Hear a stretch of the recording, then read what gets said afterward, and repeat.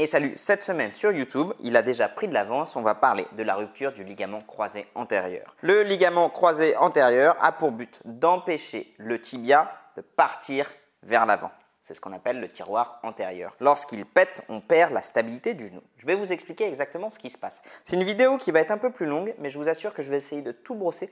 Donc je vous encourage à rester jusqu'au bout, en particulier si vous venez de vous péter le croisé antérieur ou si vous connaissez quelqu'un qui vient de se le péter. Votre ligament croisé vient de péter. Qu'est-ce qui se passe? Cette petite lésion va faire qu'à l'intérieur, ça va gonfler. Ça va être du sang, ça va être du liquide synovial qui va prendre de la place dans le genou. Ça va faire mal et votre genou va gonfler. C'est normal, vous venez vous déchirer quelque chose. Ça fait mal. Donc toujours le même protocole sur une atteinte articulaire. La première chose, on va consulter, d'accord? Qu'est-ce qu'ils vont vous faire? Une radio pour s'assurer qu'il n'y a rien qui est cassé et éventuellement un IRM. L'IRM, parfois on peut voir directement ce qui se passe, parfois il y a tellement de liquide qu'il faudra refaire un IRM 15 jours plus tard pour savoir exactement le niveau d'atteinte. La conduite à tenir, RICE, repos, ICE, je glace.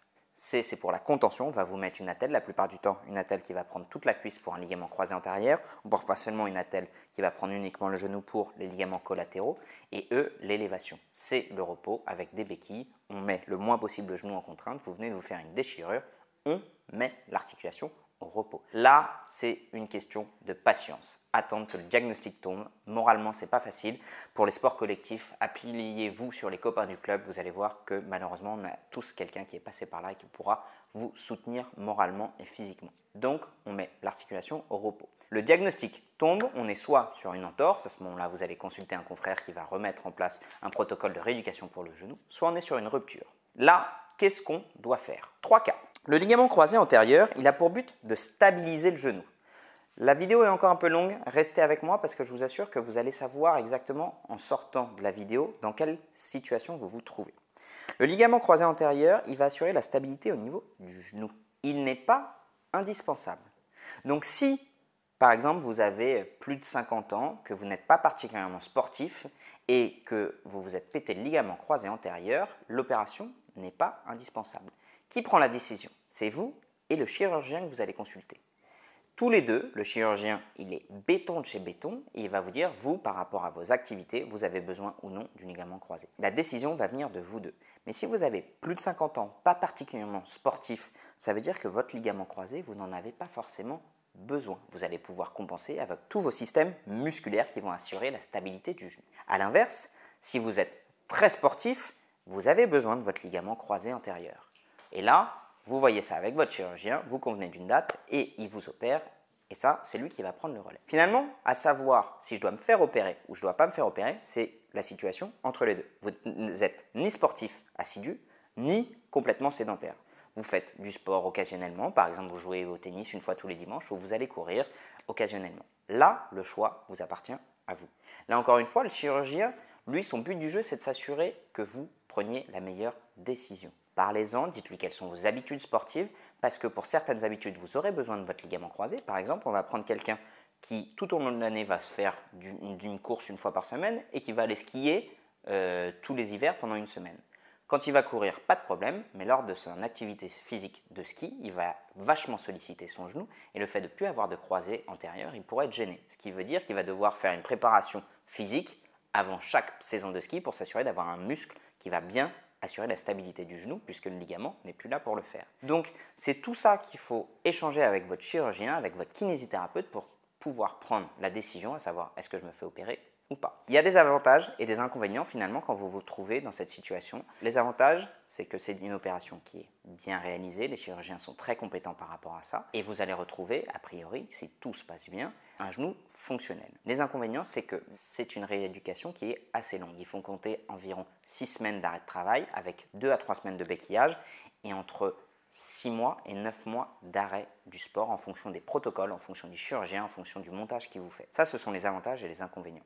Donc c'est pour ça, si vous êtes jeune et sportif, que vous avez envie de continuer dans votre sport, voyez avec votre chirurgien, mais la meilleure solution est probablement l'opération. Si vous êtes un peu plus âgé, pas franchement sportif, probablement que la meilleure solution n'est pas forcément de vous faire opérer. Si vous êtes entre les deux, c'est une décision conjointe avec votre équipe thérapeutique, avec vous-même, avec vos objectifs pour savoir quelle est la meilleure marche à suivre. Pour finir, je vais revenir sur la première case, ceux qui sont très sportifs. Vous me dites souvent, oui, mais pourquoi les sportifs professionnels arrivent à reprendre le sport après une rupture des ligaments croisés au bout de 6 mois, tandis que moi, mon chirurgien m'a parlé de 9 mois ou même d'1 an. Pour la bonne et simple raison que les sportifs professionnels n'auront pas le même montage au niveau du ligament croisé. Ils vont avoir un montage qui va permettre de cicatriser plus vite, donc revenir sur le terrain plus vite, mais par contre qui est beaucoup plus risqué à long terme sur l'arthrose au niveau du genou. C'est pour ça qu'on les réserve pour les sportifs professionnels, où là il y a un véritable enjeu pour les championnats, financiers, tout ce que vous voulez, pour qu'ils puissent revenir sur le terrain très très vite. Pour monsieur et madame tout le monde du sportif amateur, même semi-professionnel, malheureusement, les chirurgiens ne vous proposeront pas ce type de montage, qui est réservé vraiment aux sportifs pro de chez pro. Si vous avez pris la décision de vous faire opérer, s'il vous plaît, ne prenez pas rendez-vous pour la rééducation une semaine après vous êtes fait opérer. C'est une décision qui se prend en amont. La date opératoire est prévue en amont. Donc, dès que vous avez votre date opératoire, vous appelez un centre de rééducation, un kinésithérapeute pour prendre rendez-vous pour organiser votre rééducation. Ce n'est pas le lundi matin juste après vous êtes fait opérer qu'il faut prendre rendez-vous parce que bien souvent, il n'y aura pas de place et c'est une rééducation qui prend du temps. Une dernière chose, la rééducation pré-opératoire. Est-elle nécessaire? Oui, la rééducation pré-opératoire est nécessaire. Pourquoi? Pour pouvoir avoir un quadriceps, des ischio-jambiers et un genou qui soient le plus fonctionnel possible pour les suites post-opératoires. Rappelez-vous, je vous ai parlé de 3 semaines de béquillage et de 6 semaines d'arrêt de travail. Si avant l'opération, vous refaites à fond du renforcement, récupérez toutes les amplitudes articulaires au niveau du genou, vous allez retrouver un genou qui va être de très très bon niveau. Vous allez perdre en qualité juste après l'opération, c'est normal, vous vous faites opérer et pendant 2 à 3 semaines, vous allez récupérer. Si vous êtes très très fort avant, la récupération derrière sera plus rapide et donc la rééducation préopératoire est très importante. J'espère que cette vidéo vous aura éclairé par rapport à quoi faire quand je viens de me rompre les ligaments croisés du genou. À très vite, salut!